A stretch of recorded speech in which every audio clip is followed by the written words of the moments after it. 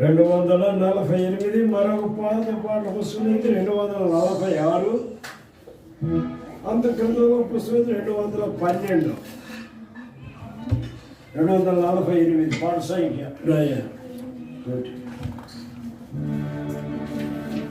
నా కొరకై అన్నీయు చేసెను యేసు, నాకింకా భయము లేదు లోకములో.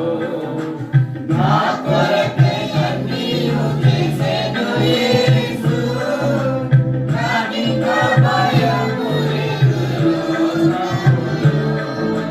నా కొరకై అన్నీయు చేసినందులకు, నా కొరకై అన్నీయు చేసినందులకు నేను రక్షణ పాత్రను ఎత్తి ఆరాధించెను.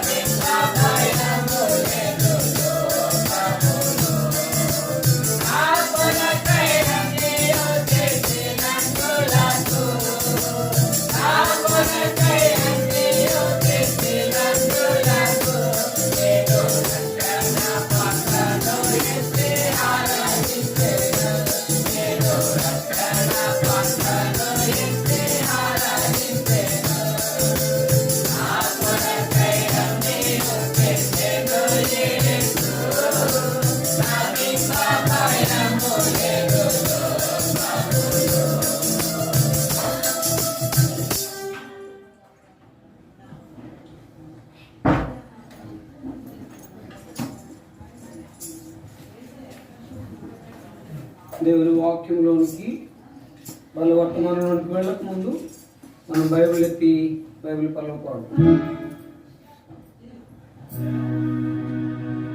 గ్రంథ వాగ్దానములన్నీ నావే, ప్రతి అధ్యాయము వచనము తన దివ్య ప్రేమ వాగ్దానములు, గ్రంథ వాగ్దానములన్నీ నావే. ఎవరైతే బైబిల్ చదివారో వాళ్ళు ఎత్తండి. ఎవరు బైబిల్ చదివారో వాళ్ళు.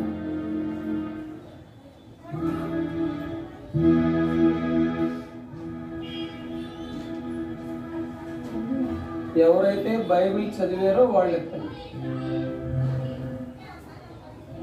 దేవుని ఎదుట మందిరములో ఆయన చూస్తున్నాడనే అనుభవం ఉండి చదివిన వారు మాత్రమే ఎత్తండి. గ్రంథ వాగ్దానములన్నీ నావే, ప్రతి అధ్యాయము వచనము తన దివ్య ప్రేమ వాగ్దానములు, గ్రంథ వాగ్దానములన్నీ నావే. 2 సమూయేలు గ్రంథం 1వ అధ్యాయము 26, 27 వచనాలు మళ్ళా చదువుకుంటాం. అందరం కలిసి చూద్దాం. Page number 252. నా సహోదరుడా యోనాతానా, నీవు నాకు అతి మనోహరమైనవి. నీ నిమిత్తము నేను బహు శోకము నొందుచున్నాను. నాయన నీకున్న ప్రేమ బహు వింతైనది. స్త్రీలు చూపు ప్రేమ కంటేను అది అధికమైనది. అయ్యయ్యో కరాటీలు పడిపోయి, యుద్ధ సన్నద్ధులు నశించిపోయి. మరో భాగం చదువుకుంటాం. యోహాను రాసిన నా మొదటి పత్రిక 4వ అధ్యాయం 19-20 వచనాలు కూడా చదువుకుంటాం. ఆరాధనకు చదువుకున్న భాగాలే. యోహాను రాసిన మొదటి పత్రిక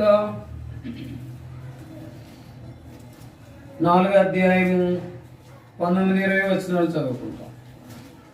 4వ అధ్యాయము 19-20 వచనాలు. ఆయనే మొదటి మనల్ని ప్రేమించును గనుక మనము ప్రేమించున్నాము.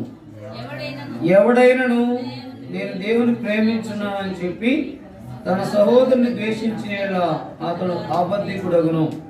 తాను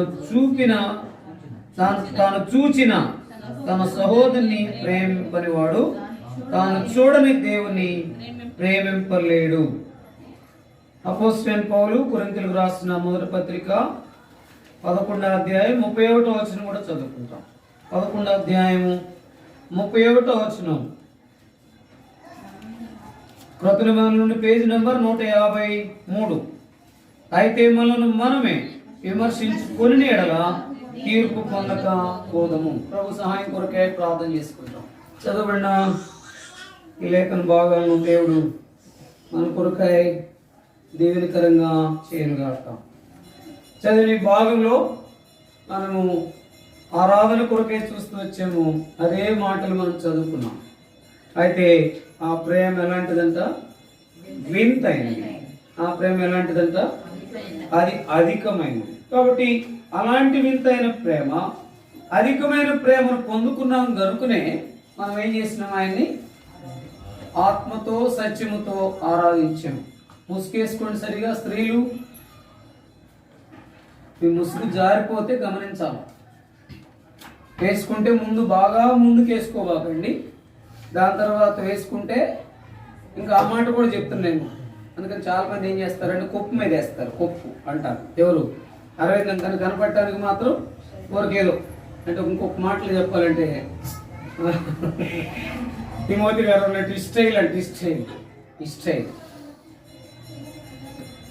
సిస్టర్స్ ఏమో అటువంటి రీతిలో ముసుకేసే దాంట్లో స్టైల్లో ఉంటే బ్రదర్స్ ఏం చేస్తారంట?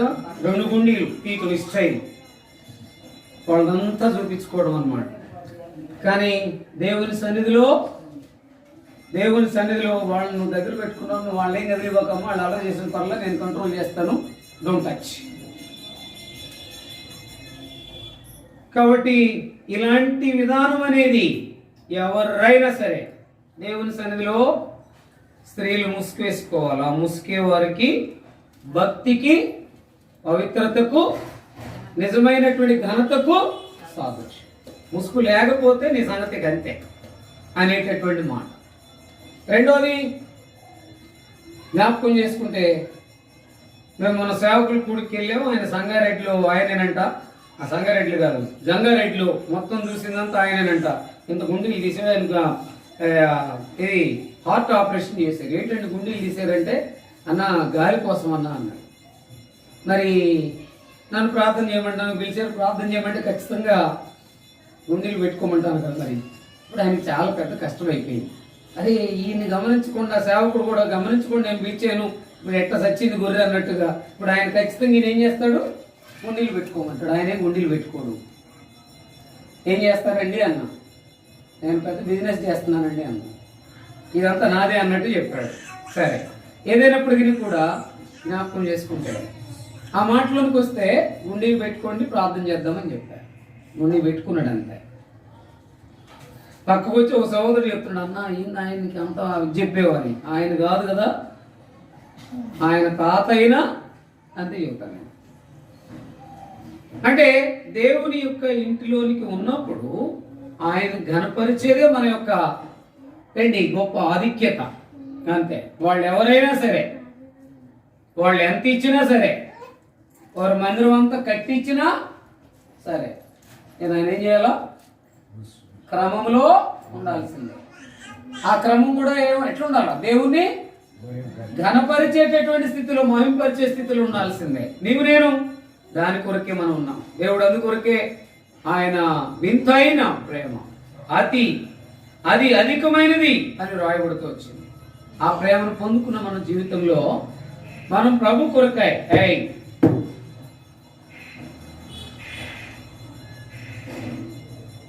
అధికమైనటువంటి ప్రేమను మనం పొందుకున్నటువంటి అర్హులుగా మిగిలినాం. కాబట్టి ఈ యొక్క ఉదయకాల సమయంలో ఆరాధించగలుగుతూ వచ్చాం. అందుకనే ఎలాంటి ప్రేమను చూపించాడు యోనాతాను దావీదు ఎడల. అందుకనే ఆ ప్రేమను తలపోసుకుని ఏం చేస్తున్నాడంట, తను దావీదు ఇప్పుడు ఏమైనాడు అక్కడ చదవండి అన్నమాట.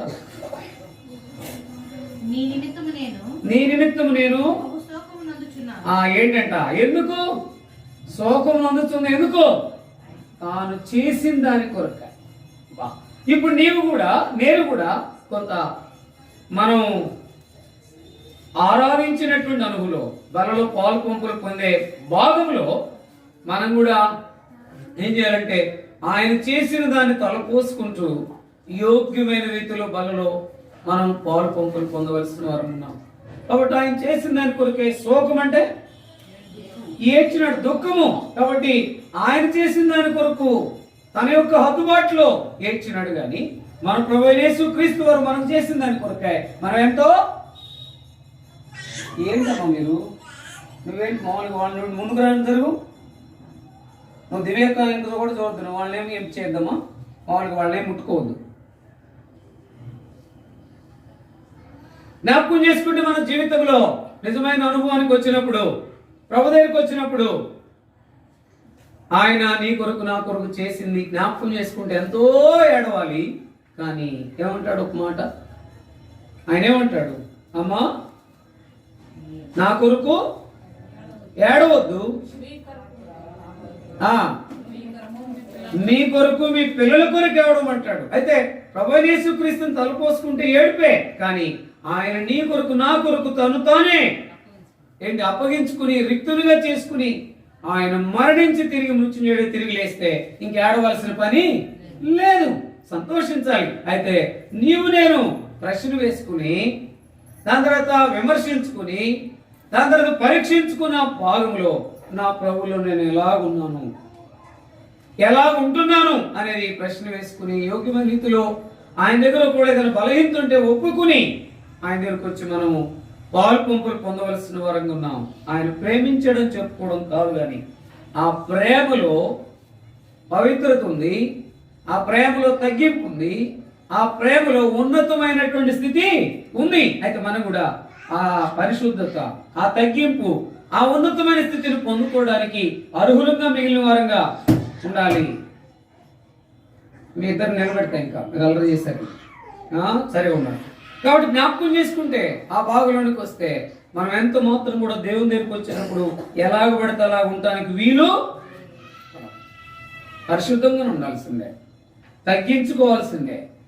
ఆ ఉన్నతమైనటువంటి స్థలంలోనికి పరలోకంలోనికి వెళ్ళాలి అనేటటువంటి విధానం ఉంటాయన కొరకు ఎదురు చూస్తూ విశ్వాసముతో కొనసాగాల్సిందే.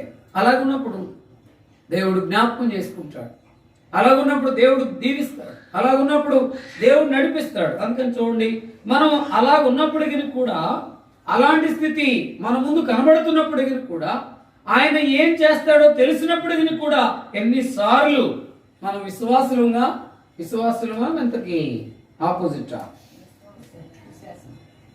విశ్వాసులమా పిశాసులమా?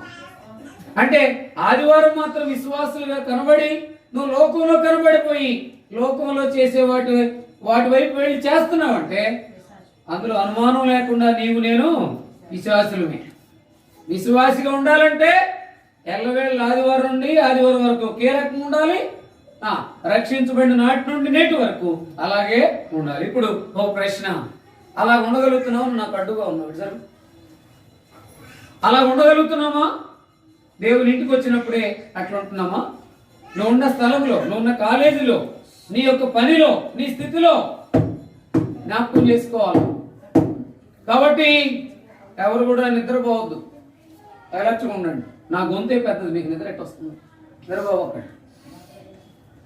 కాబట్టి చాలాసార్లు మన జీవితంలో అనుకుంటాము దేవుని పిల్లలంగా విశ్వాసంగా కొనసాగుతాం. అందుకని ఏమేమి చేయకూడదంట మనం గత వారం ఏం చూస్తూ వచ్చాము? లక్ష్య పెట్టకూడదు, కానీ మనం ఏం చేస్తాము? లక్ష్య పెట్టే స్థితిలోనే మనం ఉంటాం. ఎక్కువగా లక్ష్య పెట్టి నష్టపోయేది ఏది చెప్పండి? ఎందుకు చూసాం? మనుషుల మాటలను, చెప్పుడు మాటలను లక్ష్య పెడతాం. అలాగే లక్ష్య పెట్టామంటే నువ్వు విశ్వాసిగా కొనసాగలు. అందుకు దాని కొరకే 7 మాటలు మనం చూస్తూ వచ్చి నేను జ్ఞాపకం చేస్తా. అయితే మనము విశ్వాసులుగా ఖచ్చితంగా ఏం చేయాలంట? నిర్లక్ష్య పెట్టకుండా లక్ష్య పెట్టాలా. కానీ మనం ఎక్కువగా ఏం చేస్తాం? నిర్లక్ష్య పెట్టేవారం ఉంటాం, లక్ష్య పెట్టకుండా ఉంటాం. చూడండి, దేవుని పిల్లలమే, ఆరాధించేవారమే, ఆదివారం వరకు దేవుని కొరకు ఎదురు చూసేవారమే, ఆశీర్వాదాలు పొందుకోవడానికి అడిగేవారమే. కానీ కొన్నిసార్లు అవసరాన్ని బట్టి, స్థితిని బట్టి, స్థలాన్ని బట్టి, హోదాను బట్టి, సంగతులను బట్టి మనం ఏం చేస్తాం? యెహోవాను నిర్లక్ష్య పెట్టేవారు ఉంటాం. ఆయన ఎంత ప్రేమించాడంటే ఆ ప్రేమను జ్ఞాపకం చేసుకోకుండా నిర్లక్ష్య పెడతాం. చదవండి ఒక మాట చదవండి. సంఖ్యాకాండం 11వ అధ్యాయం 20వ వచనం ఒక మాట చదవండి. సంఖ్యాకాండం 11వ అధ్యాయము 20వ వచనం త్వరగా. సంఖ్యాకాండం ఒక నెల దినముల వరకు అనగా వచ్చి మీకు అసహ్యము పుట్టు వరకు తిందుము. తిందుమా? చరిక చదువమ్మ తల్లి అమ్మా. యెహోవాను నిర్లక్ష్యము చేసి ఆయన సన్నిధిని ఏడ్చి అది సంగతి. ఏం చేశారంట వారు? నిర్లక్ష్యము చేసి ఎందుకు వచ్చామనుకుంటున్నారు. అందుకని చాలా మంది రక్షించబడిన అనుకుని ఉంటారు, కానీ కొన్నిటిని ఏంటి విడిచిపెట్టలేక ఎందుకు నమ్ముకున్నాం అనుకున్న వాగులో ఉండేవారు ఉన్నారు. కొన్నిసార్లు ఆయన కూడా అనుకుంటాడు, ఎందుకు వచ్చింది ఈ గోల, ఈ రక్షణ ఏంది, ఈ పాలు పంపులేంది, ఈ ఆరాధన ఏంది, ఈ బాధ్యత ఏంది, ఊపిరాడకుండా సేవకుడు ఏంటి, నేను ఆయన ఎప్పుడు కొనుక్కోలా అబ్బా అంటమే ఎక్కువ పని. కాబట్టి జ్ఞాపకం చేసుకుంటే వారు ఏం చేశారంటే ఐగుప్తులు ఎవరిని? యెహోవాను నిర్లక్ష్యం పెట్టి. ఇప్పుడు మన జీవితంలో వాళ్ళని ప్రక్కన పెడితే మన యెహోవాను లక్ష్య పెడుతున్నామా నిర్లక్ష్య పెడుతున్నామా చెప్పండి? దాని కొరకే నువ్వు ఏం చేయాలంటే పరీక్షించుకో. ఎన్నోసార్లు నిన్ను ఏం చేశాను? నిర్లక్ష్య పెట్టా. ఎన్నో పర్యాయాలు నేను నిర్లక్ష్య పెట్టా. నన్ను క్షమించు అని చెప్పు. నీ ప్రేమ అయితే నా ఎడల వింతగా ఉంది, నీ ప్రేమ అయితే నా ఎడల అధికంగా ఉంది. ఇది ఎవరి మధ్య? యోనాతాను దావీదు మధ్య. కానీ అసలైనటువంటి ఆ ప్రియ కుమారుని యొక్క ప్రేమ అయితే ఆయన నీ కొరకే నా కొరకే ప్రాణం పెట్టిన ప్రేమ, సహించుకున్న ప్రేమ, త్యజించినటువంటి ప్రేమ, పరిశుద్ధతను కాపాడుకున్నటువంటి ప్రేమ. ఆ ప్రేమలో ఆయన కనబడాలి. ఎవరు కనబడాలా? అందుకని ఆయన మనం ఏం చేయకూడదు? నిర్లక్ష్య పెట్టకూడదు. లక్ష్య పెట్టడం అంటే ఐఎమ్ ఆల్వేస్, నేను నీ అండర్లో ఉండాలని కోరుకోవడమే. మనం కొన్నిసార్లు ఎక్కువ 90% మన అండర్లో ఉంటాం, లేకపోతే మనకంటే ఎక్కువగా ఉన్న వారి యొక్క అండర్లో ఉంటాం. దేవునిలో ఉండు, యెహోవాను లక్ష్య పెట్టి ఏం చేశారంట? మనం ఎందుకు వచ్చామని అది చదవండి. మాట ఏమన్నారు అసలు? ఆ మాట ఎంత? ఇది అందరూ ఆడు మాట్లాడటమే కాదు. ఎందుకు వచ్చేవరా బాబా ఇక్కడికి? ఆయన ఎక్కడికి? ఎరుమూలలోకి ఎందుకు వచ్చాము? అసలు ఎన్ని లేవు. నిర్లక్ష్యం చేసి ఏడ్చి ఏం చేశారట? ముందు అసలు ఆయన నిర్లక్ష్య పెట్టమే కాకుండా ఏడ్చి మనం కూడా ఆయా పరిస్థితులు గుండా మనం నిర్వర్తించలేక, సరిగా ఉండలేక ఏడ్చి, ఇంకా పైగా ఎందుకు నమ్ముకున్నావు, ఎందుకు వచ్చిన గోళ? ఏమైనా సంగమమ్మ, ఈ రోజు నుండి మాత్రం నువ్వు ఏది పడితే చేసేవాడిని నువ్వు ఊరుకున్నాను అనుకో, సంగమమ్మ ఊరుకుంటావా? అయ్యో ఏంటి ఊరికేదో నేను మందిరానికి వస్తుంటే అది అంటాడు ఇది అంటాడు. ఇల్లు నాదైతే ఏంది ఆయన అట్ట అంటాడు? అట్ట చెబితే అట్ట నాకు ఎగ్జామ్షన్ ఉండాలా, నా ఇల్లు కాబట్టి. అవన్నీ ఏం కుదరవు దేవుల్లో, వీళ్ళు పడవు. నువ్వు దేవుని దగ్గరికి వచ్చిన తర్వాత దేవుల్లోకి వచ్చినట్టుగానే ఉండాలి. ఉంటే వెచ్చగానే ఉండు, లేకపోతే చల్లగానే ఉండు. ఏమాత్రం కూడా వారు నిర్లక్ష్య పెట్టినట్టుగా మనం కూడా కొన్ని సందర్భాల్లో నిర్లక్ష్య పెడతా ఉన్నాం. ఎవరిని? యెహోవాని నిర్లక్ష్య పెట్టవద్దు. ఆయన ప్రేమించాడన్న సంగతి చెప్పడమే కాదు, మనం ప్రేమించే స్థితిలో ఉండి లక్ష్య పెట్టే వారంగా ఉండాలి. ఎక్కువగా ఆయన నిర్లక్ష్య పెట్టే జాబితాలో నీవు నేను ఉన్నాము. నిర్లక్ష్య పెట్టే స్థితి ఉంటే ఒప్పుకో, ఆయన పాద పద్మాల మీద అడుగు. ఎన్నోసార్లు నేను నిర్లక్ష్య పెట్టాను. రెండో మాట చూడండి. మాట యెషయా గ్రంథం 5వ అధ్యాయం 24వ వచనం. యెషయా గ్రంథం 5వ అధ్యాయం 24వ వచనం. ఎవరు చదవండి త్వరగా? యెషయా గ్రంథం 5వ అధ్యాయం 24వ వచనం. త్వరగా చదువు రాజేష్. సైన్యములకు అధిపతియగు యెహోవా యొక్క ధర్మశాస్త్రమును నిర్లక్ష్య పెట్టుదురు. మెల్లగా చదువు, చదివితే నువ్వు చదువుకున్న చదివితే ఎట్లా? ఏంటది? సైన్యములకు అధిపతియగు యెహోవా యొక్క ధర్మశాస్త్రమును నిర్లక్ష్య పెట్టుదురు. ఇశ్రాయేలు యొక్క పరిశుద్ధ దేవుని వాక్కును తృణీకరించుదురు. ఏం చేస్తారంట? నిర్లక్ష్య పెట్టుదురు. ఎవరిని? దేన్ని? ధర్మశాస్త్రాన్ని. ఈరోజు క్యాలెండర్ వాక్యం చదివారు నాయన. ఏంటది? చదివాను. ఏంటది? దావీదు కీర్తన 22వ అధ్యాయం 25వ వచనం. ఏమంతేనా? దావీదు కీర్తన 22:25. రైటే. బైబిల్ చదివారా? చదివారు. కాబట్టి జ్ఞాపకం చేసుకుంటే చాలా మంది ఏం చేస్తారంటే ధర్మశాస్త్రాన్ని నిర్లక్ష్య పెట్టే. ధర్మశాస్త్రం అంటే ఏంటి? దేవుని వాక్యం. ఈ మాట నాకు చాలా ఇష్టం. నీ ధర్మశాస్త్రం ప్రేమించే వారికి ఎంతో నెమ్మది కలదు. నన్ను అడుగన్నా. ఎవరు? రాజేష్. నన్ను అడుగన్నా, ఇది వచ్చు కాబట్టి నన్ను అడుగన్నా, నేను చెబుతాను అన్నట్టుగా. నీ ధర్మశాస్త్రం ప్రేమించే వారికి ఎంతో నెమ్మది కలదు. వారు తూలి తొట్టులట కారణమేమి లేదు. ధర్మశాస్త్రాన్ని ప్రేమించు. ధర్మశాస్త్రాన్ని నిర్లక్ష్య పెట్టొద్దు. చాలాసార్లు ధర్మశాస్త్రాన్ని నిర్లక్ష్య పెడుతున్నాం. బైబిల్ చదవట్లా, ఆ యొక్క వాక్య ప్రకారం జీవించట్లేదనే అనుభవాన్ని గుర్తు చేసుకో. ఎన్నో పర్యాయాలు ధర్మశాస్త్రాన్ని లక్ష్య పెట్టే స్థితి ఉంది నీలో, నాలో. ఆయన వాక్యాన్ని చదివి దాని ప్రకారం జీవించలేని స్థితి ఈ దినాన అందరిలో, వ్యక్తిగతంగా, కుటుంబంగా, సంఘాల్లో, నాయకుల్లో. ఎందుకు? ఏం లేదు, ధర్మశాస్త్రాన్ని నిర్లక్ష్య పెట్టే స్థితి, లేదా చదివిన దాని ప్రకారము జీవించలేని స్థితి. అందుకని ఏం కావాలో? ఏం లేదు. ప్రతి ఒక్కరిలో భక్సింగ్ గారి యొక్క విధానంలో భయపడటం కాదు. అందరూ కనబడనటువంటి దేవుని కంటే కనబడేటటువంటి ఆ భక్సింగ్ గారికి భయపడినటువంటి స్థితిలో ఉన్నారంటే ఏంటి? ఆయన ఏముంది? Exemplary life. నీ నా జీవితంలో నాకు భయపడుతున్నావు అంటే ఒకవేళ నా విధానం బట్టి భయపడచ్చేమో కానీ అసలైనటువంటి భయం ఎప్పుడు వస్తుందంటే ఎగ్జంప్లరీ లైఫ్ను బట్టి. ధర్మశాస్త్రము దాన్ని పాటించే విధానం అనుసరించారు ఉంటే చాలు. భక్సింగ్ గారిలో ఉన్నది అదే వాక్యం. సరికూర్చో, మాట్లాడద్దు. చాలాసార్లు మన జీవితంలో ఏమాత్రం కూడా మొట్టమొదట యెహోవాను నిర్లక్ష్య పెట్టిన స్థితిలో ఉన్నారు.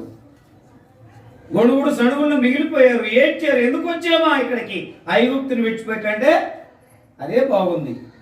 ఇప్పుడైతే నేను టీవీ చూడకూడదు, ఇప్పుడైతే నేను ఏది పడితే అది మాట్లాడకూడదు, ఎక్కడ పడితే అక్కడికి వెళ్ళకూడదు. మరీ ఆప్తులైతే స్నేహితులు, ప్రాణ స్నేహితులు అయితే వెళ్ళకుండా ఎట్లుంటాం? నీ ఇష్టమేనా? ఎక్కడ పడితే అక్కడికి వెళ్ళటం నీ ఇష్టమేనా? ఒక క్రమంలో ఉన్నప్పుడు దేవుని అడుగు ముందు. నువ్వు ఎక్కడ పడితే అక్కడికి వెళ్ళటం కాదు. అంటే నువ్వు మనుషుల్ని ప్రేమించి క్రమాన్ని ప్రక్కన పెట్టి వెళ్తున్నట్టే. వారు వచ్చినట్టుకు వచ్చారు కానీ ఏమైనా ఏడ్చి మళ్ళీ వెళ్ళిపోయారు. ఎక్కడికి వెళ్ళిపోయారు?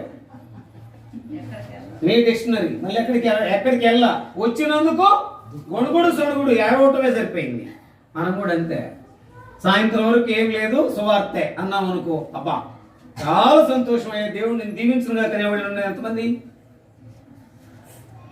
ఇక మొన్నే మొదలవుతాయి ఏది ఆప్షన్స్, కాషన్స్, రిక్వెస్ట్స్ మొదలవుతాయి. నేనైతే రాలేనన్నా, కాళ్ళు నొప్పులు, బాగా అలసట. ఏదో 1-2 గంటలకైతే వస్తాం కానీ ఇదేంది వచ్చిన తర్వాత ఎంత బాంబు బేలవటం. ప్రేమ విందు లేదంటే సాయంత్రం వరకు. రమేష్ బ్రదర్ అయితే ఏమంటారు? ముందు చెప్పలేదు కదన్నా, లేకపోతే ఏమైనా ప్రిపేర్ అయ్యి చెప్పడం కదా. ఏంటి ఆ ప్రిపరేషన్ అంటే? ఏదన్నా జబ్బు చెప్పి ఆగిపోవటమే. ముందు చెబితే జబ్బు చెప్పి ఆగిపోవటం. బాగా సాగు ఏదంటే బాగాలేదంటే ఇంకెవరేమంటారు? ఎక్కువ సాగు చెప్పేది ఏంటక్క? దేవునక్క దేవుని ఇంటికి రావడానికి సాగు చెప్పేది ఏంది? బాగాలేదని. అదే పెన్షన్ వెళ్ళాలంటే బాగోపోయినా తప్పదు, లేకపోతే ఏం చేస్తారంట? రిటర్న్ చేస్తారంట. వసంతకు కూడా రిటర్న్ చేస్తారని వచ్చేసింది అడిగి. దేని కొరకు? పెన్షన్ కొరకే. అంటే దాని కొరకైనటువంటి విధానంలో త్యజించేవారు ఉన్నారు కానీ దేవుని కొరకు అనే విధానంలో తెగింపు అనేది మన జీవితంలో ఉండాలి. ఈ యొక్క 2021 సంవత్సరం ఈ చివరి మాసంలో ఈ తెగింపులోకైనా రా. ముందు ధర్మశాస్త్రాన్ని నిర్లక్ష్య పెట్టొద్దు, లక్ష్య పెట్టు. రెండోది ఇది. మూడోది చూడండి ఒక మాట. 2వ దినవృత్తాంతములు 33వ అధ్యాయము 7వ వచనం ఒక మాట చదవండి. 2వ దినవృత్తాంతములు 33వ అధ్యాయం ఎవరైనా చదవండి త్వరగా. 33:7. అందుకని చదవండి. ఇశ్రాయేలీయుల గోత్ర స్థానములన్నిటిలో కోరుకొనిన యెరూషలేమునందు నేను కోరుకున్న యెరూషలేమునందు నా నామము నిత్యము ఉంచెదను. నేను మోషే ద్వారా నియమించిన కట్టడలను విధులను ధర్మశాస్త్రం అంతటిని అనుసరించి నడుచుకొనుటకై వారు జాగ్రత్త పడిన ఎడల మీ పితరులకు నేను కాయపరిచిన దేశము నుండి ఇశ్రాయేలీయులను నేను ఇక తొలగింపనని దావీదుతోను అతని కుమారుడైన సొలొమోనుతోను దేవుడు సెలవిచ్చిన మాటను లక్ష్య పెట్టక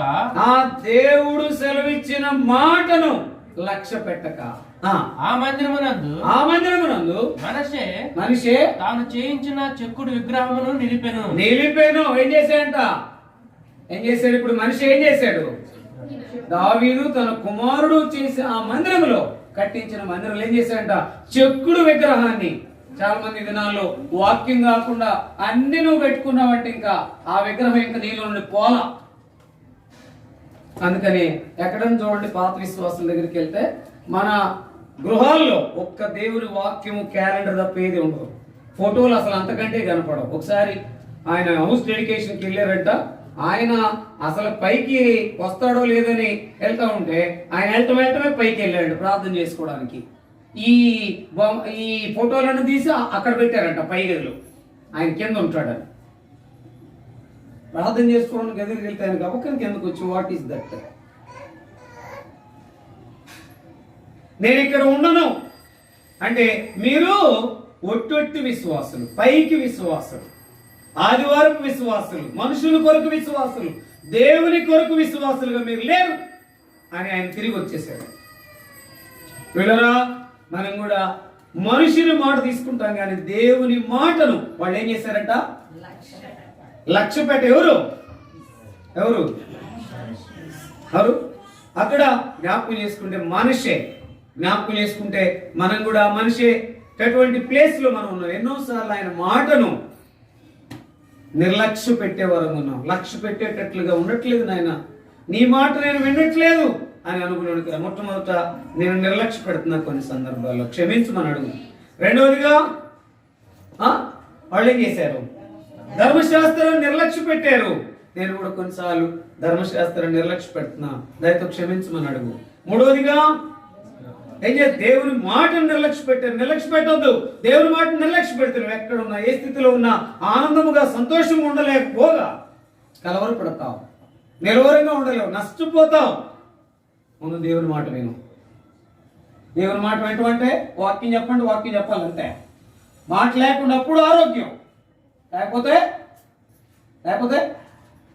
చెప్పరే, లేకపోతే అనారోగ్యమే, లేకపోతే కలవరమే. అబ్బా ఇక మొదలు దేవుని మాటను లక్ష్య పెట్టాలి. అర్థమైందా? వినపడుతుందా మీకు? ఏం చేయాలా? దేవుని మాటను లక్ష్య పెట్టాలి. నువ్వెందుకు అక్కడికి వెళ్ళావు? ముందురా. ఎన్నో పర్యాయాలు మన జీవితంలో అనుకుంటాము దేవుని మాటను లక్ష్య పెట్టు, నీ యొక్క విధానంలో కాదు, లేకపోతే నీకు నచ్చినట్టు కాదు, లేకపోతే నీకు నచ్చిన వ్యక్తుల యొక్క మాటలు, పెద్దవారి యొక్క మాటలు వింటం కాదు. దేవుని మాటను ముందు ఆయన నిర్లక్ష్య పెట్టకుండా ఆయనలో ఉండు, దేవుని ఆశీర్వాదాలు పొందు, ధర్మశాస్త్రాన్ని లక్ష్య పెట్టు, దాని ప్రకారం జీవించు, ఎగ్జాంపులరీ లైఫ్. దాని తర్వాత మూడోది ఏంటంట, దేవుని మాట లక్ష్య పెట్టు. లక్ష్య పెట్టకుండా మనిషి వలె ఉండవద్దు. అలా ఉంటే కనుక ఒకసారి ఆయన యొక్క సన్నిధిలో మనము వాక్యపు వెలుగులో మనం పరీక్షించుకుందాం. మనల్ని మనమే విమర్శించుకొని అలా తీర్పు పొందకపోదుము. విమర్శించుకోకపోతే ఖచ్చితంగా తీర్పు ఉంది. ఏముందిలే ఈ ఒక్కసారికి 2-3 గంటలేగా అని వెళ్ళి మళ్ళీ అంత మామూలు అయిపోతే, అలవాటు అయిపోతే ఇక నన్ను ఎవరు ఏం చేయలేరు, రక్షించలేరు. అందుకని ఏముందంట, వేసికైనా ఉంది కానీ వేషధారికి లేదు. ఆదివారం ఒక రకం ఉండి సోమవారం శనివారం వరకు మరొక రకం ఉంటే వారిని ఏమంటారు, వేషధారులు 100%. అలాగే ఎంత మాత్రం కూడా ఉండడానికి లేదు. 4వ మాట చూడండి, హెబ్రీయులకు రాసిన పత్రిక 2వ అధ్యాయం 3వ వచనం. అందుకనే ఆయన మనల్ని ఏం చేశాడంట, రక్షించాడు. చదవండి. ఇంత గొప్ప రక్షణను మనము నిర్లక్ష్యము చేసిన ఇప్పుడు ఇంత గొప్ప రక్షణను నిర్లక్ష్యం చేసిన ఇప్పుడు ఆయన నిన్ను రక్షించాడు. ఆ రక్షణ ఏముండకూడదు, నిర్లక్ష్యం ఉండకూడదు. ఇంకా రెండోది ఏంటంటే ఏం రక్షణలే అని నీ కొరకు ఎదురు చూస్తూ ఉన్నాడు. రక్షణ పొందు, లేకపోతే దినాలన్నీ మారిపోతున్నాయి, కాలాలు మారిపోతున్నాయి, సంగతులు మారిపోతున్నాయి, రోగాలు మారిపోతున్నాయి. ఇప్పుడు ఏమొచ్చేసిందంటే ఆఫ్రికాలో ఒమిక్రాన్, అది వచ్చేసిందంటే ఇద్దరికి వచ్చేసింది, ఇండియాలో ఇద్దరికి వచ్చేసింది, దాని తర్వాత కేరళలో ఇద్దరికి వచ్చేసింది. ఈ ఇద్దరు అన్నట్టుగా, అంటే ఇద్దరు అన్నట్టుగా ఒమిక్రాన్ ఇప్పుడు ఎవరికి వచ్చుద్దంట, తేలిన ఫలితార్థం ఎక్కువ భార్యాభర్తలకు వచ్చుద్దంట. ఇద్దరు ఉండేది ఎక్కడంటే భార్యాభర్తలకు వస్తున్నట్టున్నాడు ఒక ఆయన. నేను ఎవరు దక్షిణమూర్తి గారు, ఇద్దరికి భార్యాభర్తలకు ఎక్కువ వచ్చింది. Very careful.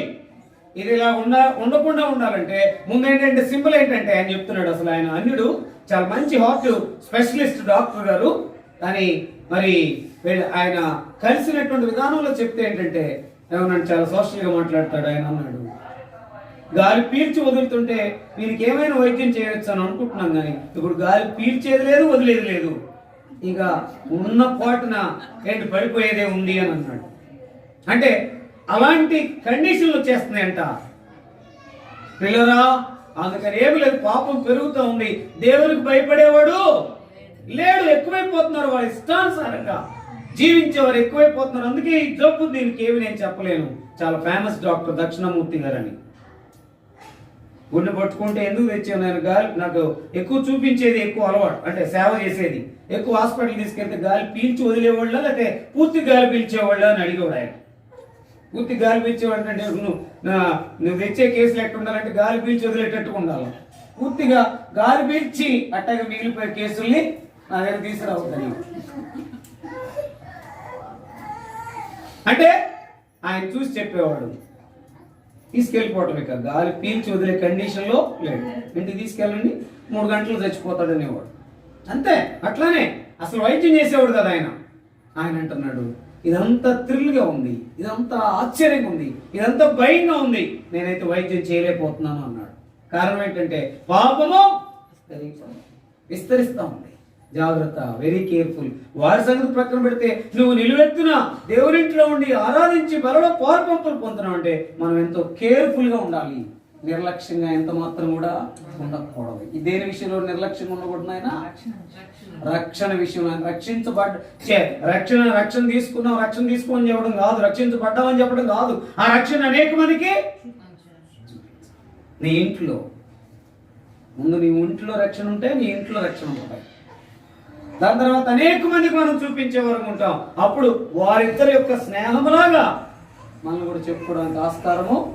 స్త్రీలు చూపించేటటువంటి ప్రేమ కంటే అది ఎంతో అధికమైంది. ఆ ప్రేమను అంతకంటే ఎక్కువైన ప్రేమను చూపిస్తే నువ్వు ఎట్టుండాలా? నువ్వు ఆయన నిర్లక్ష్య పెట్టేటట్టుగా ఉండకూడదు, ధర్మశాస్త్రం నిర్లక్ష్య పెట్టేటట్టుగా ఉండకూడదు, మాటను నిర్లక్ష్య పెట్టేటట్టుగా ఉండకూడదు, రక్షణ నిర్లక్ష్య పెట్టేటట్టుగా ఉండకూడదు. లక్ష్య పెట్టు. దాని విషయమై క్షమాపణ అడుగుదాం. నెహెమ్యా గ్రంథం 13వ అధ్యాయము 17వ వచనం. నెహెమ్యా గ్రంథం 13వ అధ్యాయం 17వ వచనం. త్వరగా నెహెమ్యా గ్రంథం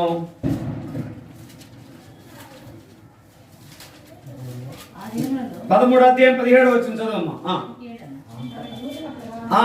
17వ వచనం. అంతటా యూదుల ప్రధానులను నేను ఎదురాడి విశ్రాంతి దినమున అంటే విశ్రాంతి దినమును ఎదురాటం అన్నట్టు ఉంది. ఎదురాడి విశ్రాంతి దినమును నిర్లక్ష్య పెట్టి మీరెండు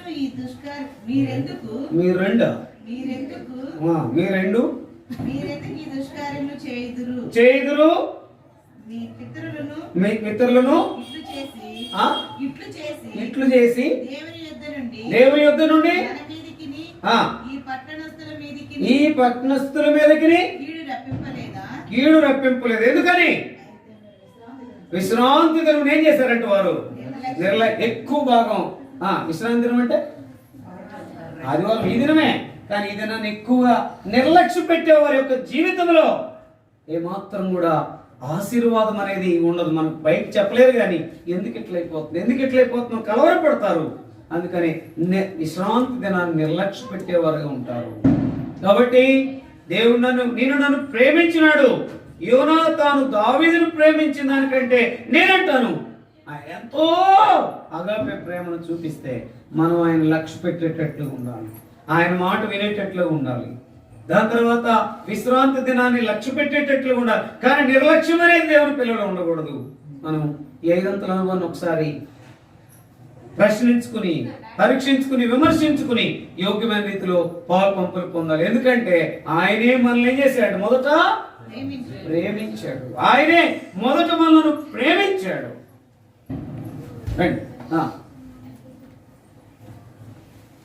ఆయనే మొదట మనల్ని ప్రేమించినాడు. కాబట్టి ఆ ప్రేమించినటువంటి అనుభవంలో నీవు నేను ప్రేమిస్తున్నామంటే ఆయన ఎంత మాత్రం కూడా ఏం చేయకూడదు అంటే వారు యెహోవాను ఏం చేశారు? నిర్లక్ష్య పెట్టారు. రెండోదిగా ధర్మశాస్త్రాన్ని నిర్లక్ష్య పెట్టారు. దాని తర్వాత సెలవిచ్చిన మాటను నిర్లక్ష్య పెట్టారు.